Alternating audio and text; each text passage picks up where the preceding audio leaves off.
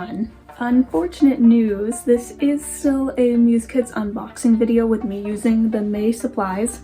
However, I did film the unboxing of the supplies while I was at school, but somewhere along the way, I lost the footage entirely. I lost the entire footage of me unboxing everything and talking about all of the supplies. I don't know where that footage went, but it's just lost. So while I do still have the video coming out of me swatching and making my own stuff, the unboxing and reaction to the supplies is gone. But I am going to show you the supplies that came in the box now, just so you have an idea of what I'm using for the rest of this video. We have a whole pad of just comic book panel paper. We also have 2 sets worth of Spectrum Noir alcohol markers, and yeah, there were 2 packs, but obviously they're all unboxed and I've been using them, so they are very mixed up. One of these was the Earth palette, and I don't remember what the other one was. But we have 12 very beautiful markers here that are going to be used throughout the video. We also sent a fine liner, a blue sketching pencil, and a mechanical pencil made of a very fine darker lead. We also sent this very nice 3-dimensional ruler with tons of different types of measurements along each side. They also sent a brush pen, which I currently cannot find. It's somewhere amidst all my supplies over here. So now you've seen what was in the box, and we're going to jump back in time so you can see me swatching and then creating all the stuff that I made this month. Might as well show you everything that I made for each of the 4 prompts for the official Muse Kits content. So I have the first prompt, which was Anvil, so this is the comic that I made for that with a little anvil head character. Second one was A Delight for Me, which was Cow, so I have the Powerpuff Cows, which is just a really fun illustrated colorful version of my succulent cow, strawberry cow, and blueberry cow. Third was Villain, so I made this little comic panel using mostly blacks and line art techniques that revolves the theme of revenge. And the final prompt was Daydream, where I mixed tons of different colors to get all sorts of new unique tones and blends and get this really pretty galaxy effect. And then we have the piece that I made, and you're only going to see the back for now, but you'll see me make this in just a couple minutes. Now let's jump back in the past, and you're going to see me work on all of this. I'm gonna start with just the fine liner first because I think it would be the easiest to write with. It's been quite a while since I did any swatching for a video, so this is gonna be very fun. May Muse Kits swatches. Fine liner, which is the liner we're using right now, and it's super nice, very, very juicy. I really like it. Then we got the brush pen. I do love me a good brush pen. Then we have our black alcohol marker. Here we got our chisel tip, a nice solid cool gray, and we got our brush. Ooh, nice and soft. Very nice, very soft brush tip.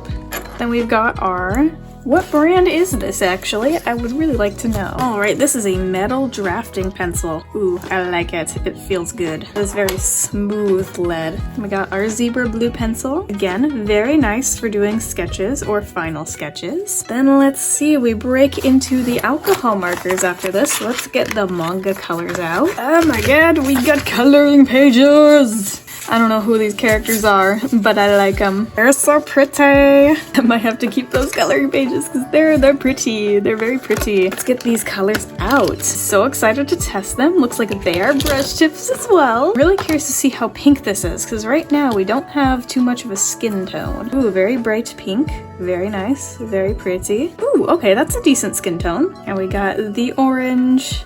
I love this tone of orange. It's very marigold. It's beautiful. Here's cobalt. We got my purple. Oh, it's so nice. I really like that purple. That is such a pretty purple. Now we get into the natural set. I wonder if there's coloring pages with this one too. Looks like there might be. I'm so excited. Little mushrooms. Ooh, they all have little sayings. Be happy with a B. I love that they're all nature themed to go perfectly with the palette. Now let's get these guys out. Looks like I may have 2 of the red. Let's see if they're exactly the same color. They might be.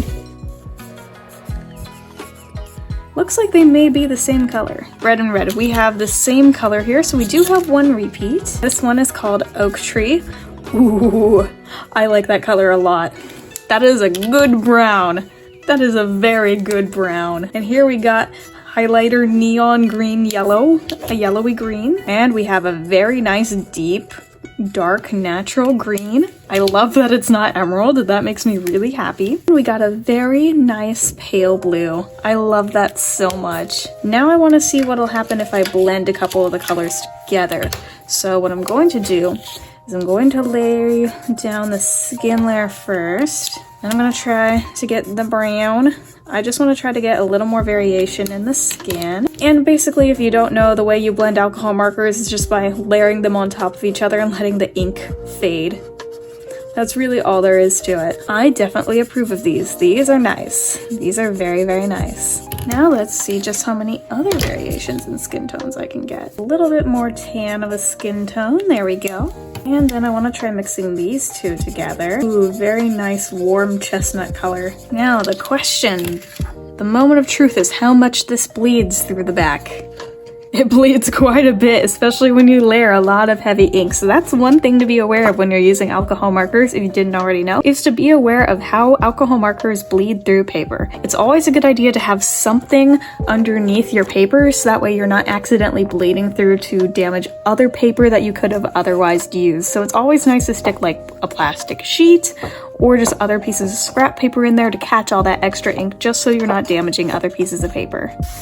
Guess what? I've moved back home, so now I am finally filming on my beautiful white desk once again. Finished up all the content that I'm making over on Muse Kits socials, so you can go see what I made over there on their accounts, whether it's YouTube, Instagram, or TikTok. And now I'm going to finish up making my own stuff. And what I think I'm going to do is I'm going to try to split this into different little panel sections, and I'm going to draw each of my main characters from my mushroom world. But the little twist is that they're going to be in entirely black and white, except for one little accent color to make them pop. So obviously for the trader, it's going to be red. For Kai, it'll be blue. For Nami, it'll be green or purple. And then Mira and Spica will have to alternate between whether I'm doing orange or brown. Probably orange for Mira and brown for Spica. And then yellow for Akaji.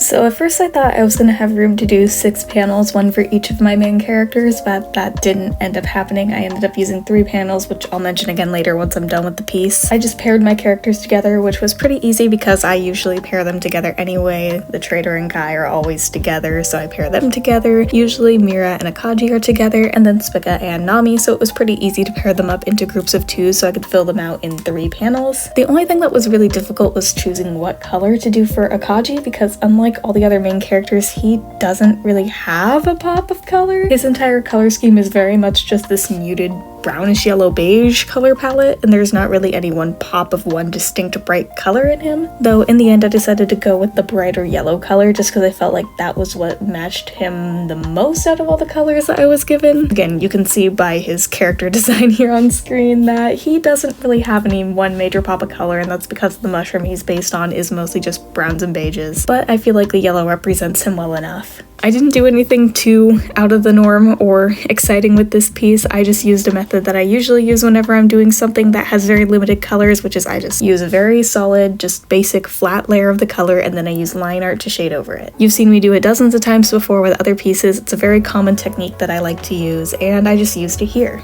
I don't really have much more I feel like I need to say about this piece. You guys know my characters, I talk about them a lot. You guys know what they look like, and I love drawing them together. This was a good refresher because I haven't drawn my characters a lot lately. I haven't drawn characters at all a lot lately. So this was a little bit of a refresher, and it lets me know that I need to start working on practicing more poses and facial angles more because I was too scared to try drawing from another angle because I haven't done that in a long time. So I'm just gonna let the music take over as the rest of this plays out.